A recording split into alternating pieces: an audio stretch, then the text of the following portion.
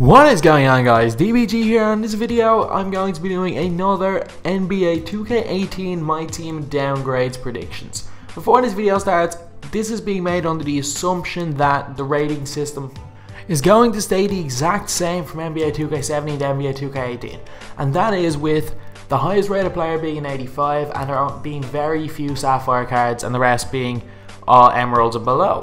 And also that they keep the exact same tiers. So obviously if you see a player that is rated in the 80s and you're thinking, oh, they should be rated way higher, they're still one of the best players in the game at the start. I'm just basing it off what they did last year. So first up, we have got a player that I was really excited about coming into the NBA, and I genuinely think that this guy is going to be a great NBA player, but did not have a good season, and it's Dragan Bender. Dragan Bender started off as a 70 overall silver card, but Bender only averaged 3.4 points and 1.9 rebounds per game. While he's young and is going to continue to improve, and I think next year he could have a much better year, and I think within 5 years he's going to be a good starter for the Phoenix Suns if he stays there. I think that he's going to be downgraded to a 68 overall. I think that's fair enough. Like, he definitely should be a bronze because he didn't have a very good rookie year and was poor. Like, even shooting 35% from the field was very poor.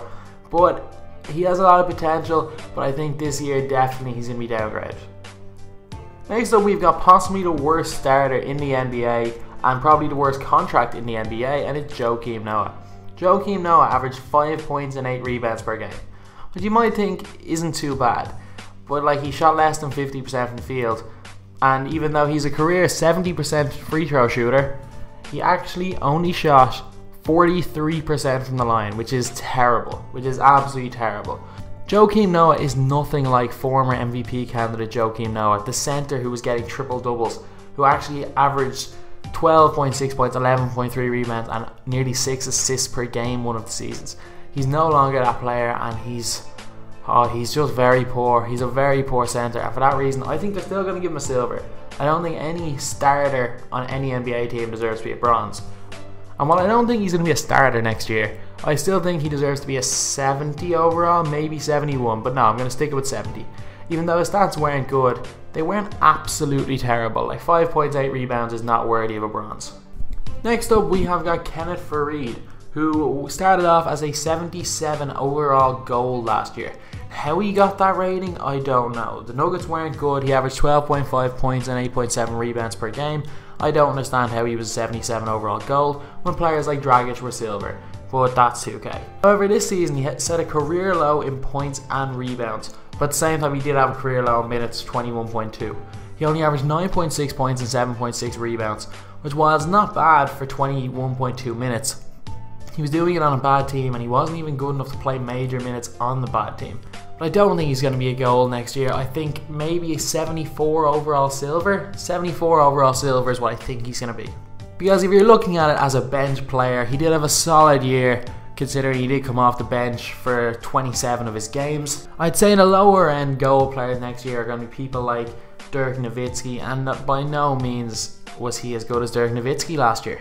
Next up, we have got the guy who managed to bluff his way to 2 max contracts. I don't know how, and it's Chandler Parsons. I don't understand how Parsons managed to get himself a max contract after averaging only 13.7 points and shooting less than 70% from the line, but I don't understand how he managed to get one in Dallas either, but he's gotten 2.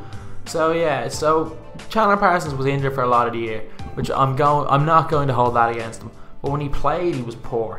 He played 34 games and only shot 33% from the field, averaging 6.2 points per game, and also averaged the same amount of fouls as assists and nearly a turnover per game. So Chandler Parsons had a terrible year, but he was injured, and he has been injured a little bit the past couple of years. So for that reason, I think 2K aren't going to drop him as much as they should, and I think he's going to be a 75 overall silver card. Even though I think honestly he should be a lot lower, my prediction is 2K are still going to give Chandler Parsons a half decent rating, and I think they will give him a 75 overall silver. And last up, we have got Carmelo Anthony. Carmelo Anthony did not have a good year by his standards. He had a good year, like 22.4 points, 5.9 rebounds per game is not bad. But the year he was an 81 overall Emerald the year before, and he averaged 21.8 points and 7.7 rebounds per game. But this year, however, the Knicks were supposed to be a lock for the playoffs.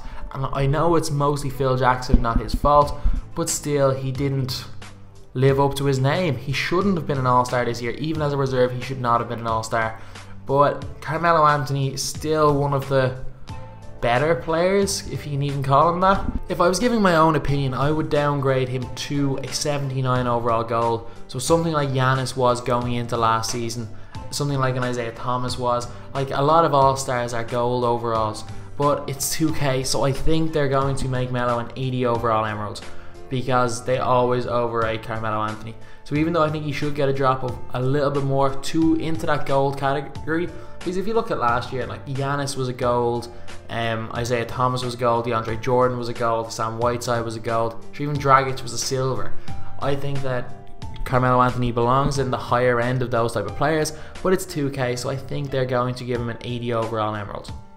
So anyway, that's the video. Obviously, these are just my predictions and not really my opinions on the players. I'm just predicting what ratings 2K are going to give them. So if you think I missed out on any, leave it in the comments, and I will link a playlist of my last 2 upgrade predictions as well as my downgrade predictions, the first one, just so if you think I missed anyone, they might be in that. So anyway, that's the video. Thanks for watching. Please like, comment and subscribe.